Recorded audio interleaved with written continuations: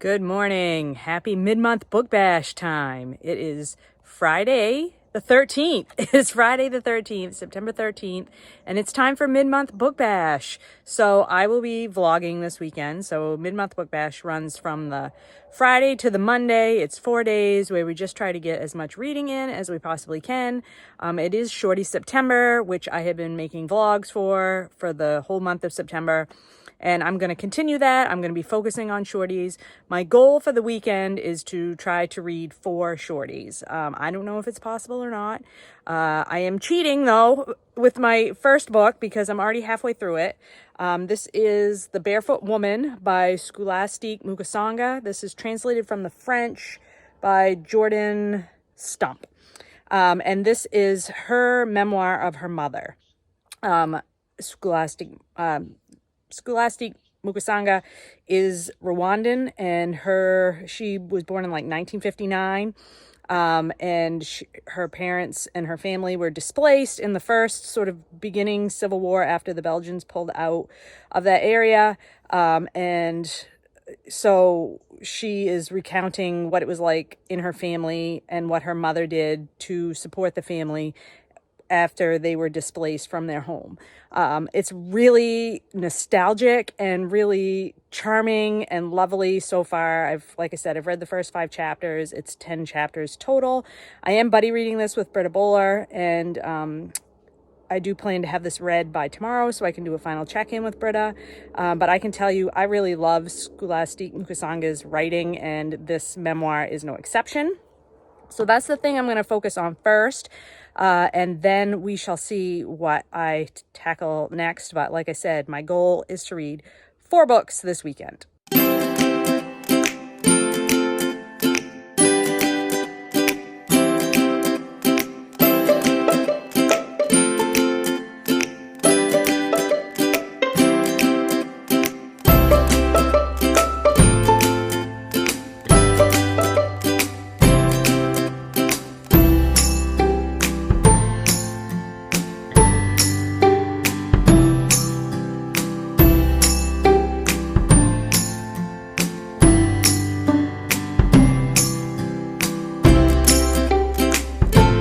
Happy Saturday. It is September the 14th, and I have completed 2 more books, both of which were books that I had been previously reading before yesterday, of course. But they are both shorties, so they're both each only about 150 pages long. So, it's just quicker to read books that are only 150 pages long, right? I did complete The Barefoot Woman by Scholastique Mukasonga, and this is translated from the French by Jordan Stump. And this is her, so let me see if I can get that without glare. There we go. This is her memoir of her mother. So Scholastique Mukasonga is an author from Rwanda, and she was born in 1959. And so she experienced the beginning of the Civil War and the fighting between the Hutus and the Tutsis. Her family is Tutsi, and were forced to leave their home and go to an area outside of Rwanda that all the Tutsis were forced to go to. And they had to remain in this sort of subpar area, not the type of landscape that they were used to, that they had come from. And she was a very young child when that all happened. And so she's describing her mother in this role as sort of family, like the person keeping the family together, like all the work that she did, the community that the women created in this displacement situation that they were in.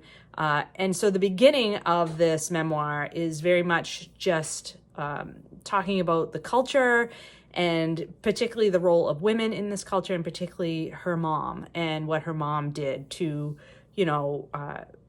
allow the family to survive and really thrive, even though they were living in fear, and there was a lot of harassment and abuse and terror that was put on them from the soldiers that were in the area. I put soldiers in quotation marks. Like the women were at risk of rape all the time.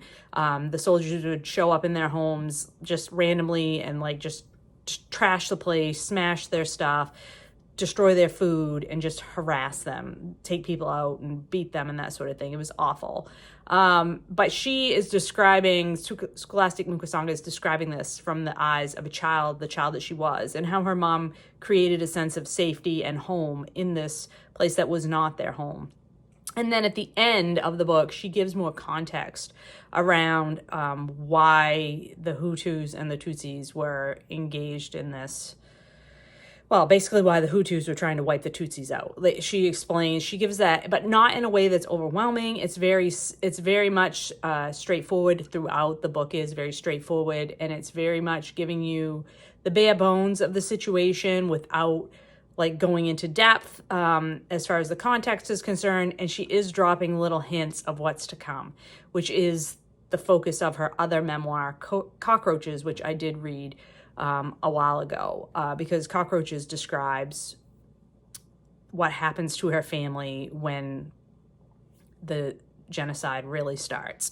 Not 1990s genocide, but the Civil War and the efforts of the Hutus to wipe out the Tutsis in the 1960s. Yeah, really tough stuff. But this memoir is not about that. This memoir is about her family life. It's about her culture. It's written with so much heart and so much warmth and so much nostalgia. It creates a very emotional connection in the reader. I loved this. I think Scholastique Mukasonga is an excellent writer. I really like her style. This is my third book by her, and I really enjoy reading her stuff. So yeah, this one was a big win for me. So I'm so glad that I read this. I've been reading it on my Kindle. And let me show you the other book that I completed was also on my Kindle. So let me get that cover up for you. I completed You Are Here, Poetry in the Natural World, edited and introduced by Limon, who is a poet laureate of the United States. And this is a collection of I can't remember, 25, I think, different authors, poets, they're all collected together, and these are nature poetry. And these are very diverse group of poets. And this is a book that was for the Book Naturalist Book Club. So I'm not going to give a full review of this here because I do at the end of the month, I will do my Book Naturalist reviews of the books that we're reading. We're reading this book of poetry, and also The Kissing Bug is the other one that we're reading for the month of September. But I've been slowly working my way through this poetry collection. It's not long. It's only about 150 pages long. I finished it last night, and I will say the second half of this collection was much more successful for me than the first half. The second half had a couple of poems that just blew me away. So if you like nature poetry and you want to read a collection of diverse poets, I would recommend this one to you for Shorty September. So that's what I've finished so far. I have started a book by T. Kingfisher because all of you have been talking about T. Kingfisher, and it's made me have a severe case of FOMO. So on my Kindle, I had gotten on a special or a sale a while ago, The Seventh Bride. And this one I think is like 230 pages long. This is a fantasy, and I was feeling in the mood for something a little bit lighter, a little bit fluffier. So I've started this one, and I'm about 9 chapters into it. It's a story of a young girl. Well, she's a teenager. She's 15. She's the miller's daughter. And a lord asked for her hand in marriage. And of course, her family being poor, and they really cannot refuse this lord, even though it is a little bit weird that he would ask for a 15-year-old's hand in marriage whom he's never met or ever even seen to their knowledge. And she is not a great beauty or anything like that. And so is this question mark around, like, why is he interested in her? And she doesn't want to get married, but she feels the pressure from her family. Like, they're afraid if she says no to this guy, they're going to be kicked out of their house. They don't have any money anyway. And so, like, she feels pressured to say yes. So she does. And then plot ensues. And so it is, so far, really fun. She figures out pretty quickly that nothing is what it seems with this man. There is magic in this world, and she's aware of that. Like, her whole family is it's taken for granted that there is a little bit of magic in the world, but there evidently is more magic than she's aware of. So yeah, 9 chapters in, having a good time with this one. So that's where we're at right now for Shorty September, and I check in for this lovely, lovely fall Saturday. It is absolutely gorgeous outside. Mid 70s, sunny, no humidity. It's just gorgeous. I love it. This is the best time of year, honestly. So hope you're all having a great Saturday too. And I will come back when I have something more to report on my reading.